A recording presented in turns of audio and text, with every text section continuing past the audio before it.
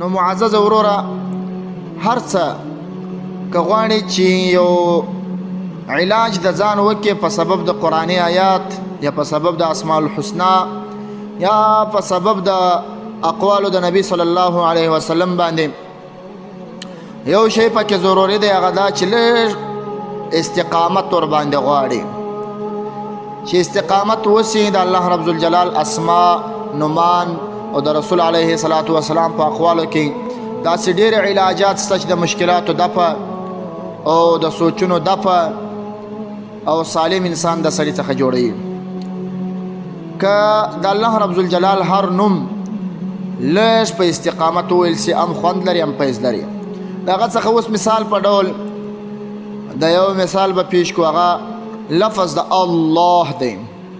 دا لفظ د الله دا څونه خصوصیات لري او چې دا د رب کائنات ذاتی نوم دی. دا علماء د دې په شان کې څومره خبرې کړي دي. یو عالم لیکلی دی کې یو سړی هر ورځ 1000 واره ووایي الله پاک با د یقین او د کمال مرتبه ورته حاصله کی. او کې یو سړی د جمعې په ورځ باندې تر لمانځه مخکې دغه الله لفظ 111 واره ووایي، هر کم مشکل چې رب العالمین به پکې سهولت راولي او اساني به راولي.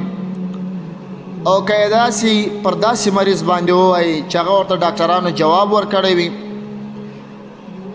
الله رب الجلال به شفا ورکړي ما سوا د هغه مریض ته چې رب العالمین یې وعده پوره کړې وي. او که در هر لمانځه وروسته د هغه لفظ د الله 100 واره ووایي، رب العالمین بیا باطني سترګې خلاصې کړي او بیا به د عبادت په هر خوند پوهېږي. او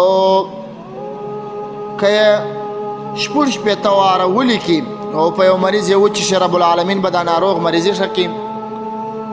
او که یو لوښي ته واچي او د لوښي په انداز باندې یې ولیکي او بیا یې پر یو چا باندې توی کړي یا په یو چا باندې وڅکي، نو چې د پیرانانو او د جنیاتو اثر ورسره یې هغه اثر به ختم سي.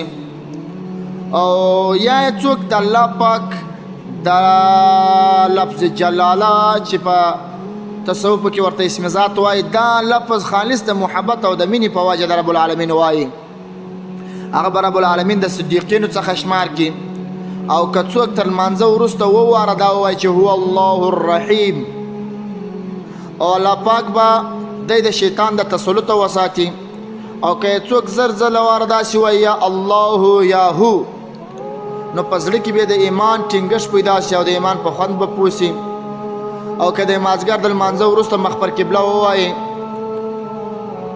الله رب الجلال داسې الفاظ ووایي یا الله یا رحمان، چې هر شرعي حاجت لري دعا رب العالمین ته وکړي، رب العالمین به شرعي حاجات پوره کړي.